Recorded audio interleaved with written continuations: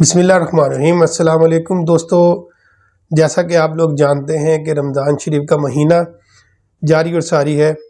دوستو، دور حاضر کے اندر روزوں کے اندر کچھ لوگ لا علمی کی وجہ سے کچھ ایسے کام کرنے سے کتراتے ہیں یا کر کے اس سوچ میں رہتے ہیں کہ کہیں ہمارا یہ کام کرنے سے روزہ ٹوٹ تو نہیں گیا۔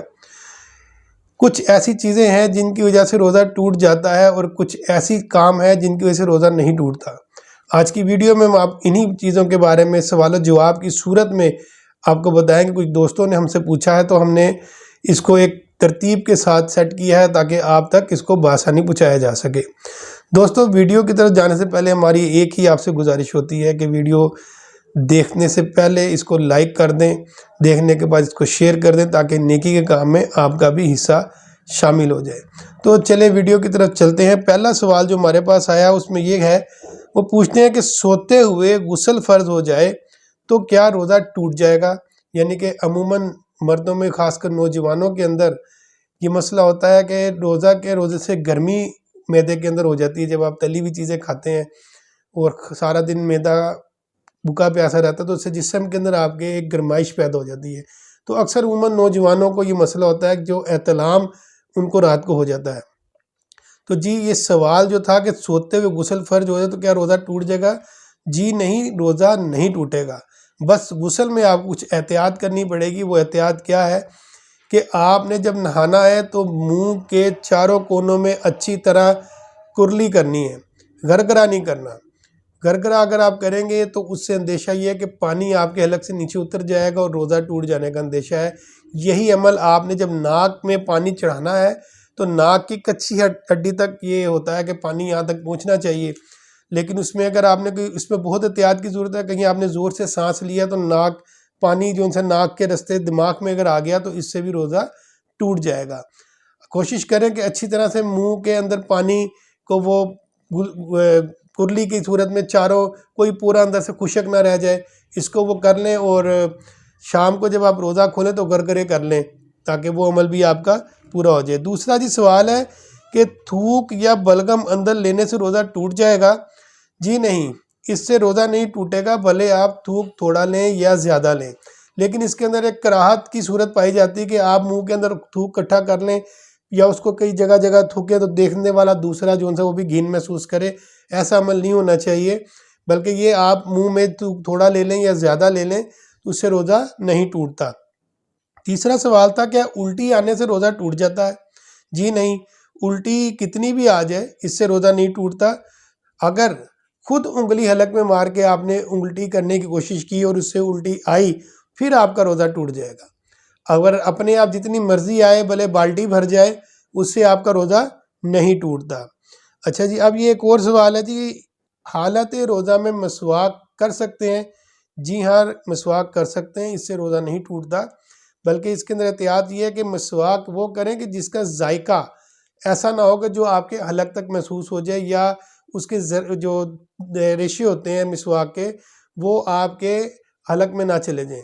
ٹھیک ہے، اس چیز کی آپ نے احتیاط کرنی ہے۔ اچھا جی، اس کے بعد وہ کہتے ہیں کہ جی بہت ہی خاص مسئلہ ہے، بہت مطلب یہ عموماً یہ پایا جاتا ہے۔ وہ پوچھتے ہیں جب تک، اکثر ہوتا ہے کہ جب تک اذان ہو رہی ہوتی لوگ کھا پی رہے ہوتے ہیں، تو کیا اس سے روزہ ہو جاتا ہے؟ تو ان بھائیوں کی خدمت میں یہ عرض ہے کہ روزے کا جو اذان سے کوئی تعلق نہیں ہے جی۔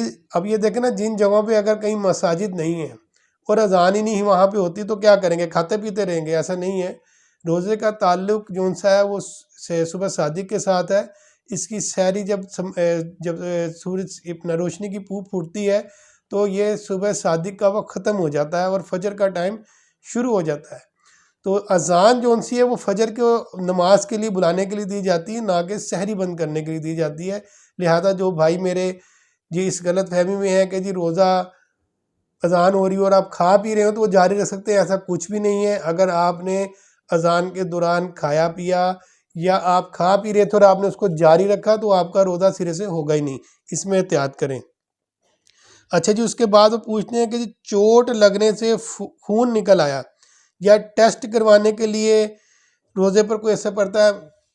سوال یہ ہے کہ چوٹ لگی، خون نکل گیا، بہہ گیا، یا آپ نے کوئی ٹیسٹ کروانے کے لیے خون دیا تو کہتے ہیں کہ جی یہ روزہ اس سے روزے پہ کوئی اثر نہیں پڑتا. جی جس نے بھی یہ کہا وہ درست کہا, اس سے روزے پہ کوئی اثر نہیں پڑتا. اچھا جی, اس کے بعد ہے جی انجیکشن لگوانے سے روزہ ٹوٹ جاتا ہے. جی نہیں, انجیکشن لگوانے سے بھی روزہ نہیں ٹوٹتا. اس کے بعد میں آپ کو مختصراً بتا دیتا ہوں, یہ چیزیں آپ ذہن نشین کر لیں. کان میں قطرے ڈالنے سے, حجامہ کرانے سے, ڈرپ لگوانے سے, ہونٹ پر بام لگوانے سے, انسولین لینے سے. جو شوگر کے مریض ہوتے ہیں وہ اکثر انسولین استعمال کرتے ہیں. اور لپسٹک, لیڈیز جو سی ہیں وہ عورتیں ہونٹوں پہ لپسٹک لگا لیتی ہیں. سرما لگانے سے اور بام ملنے سے ان سے روزہ نہیں ٹوٹتا.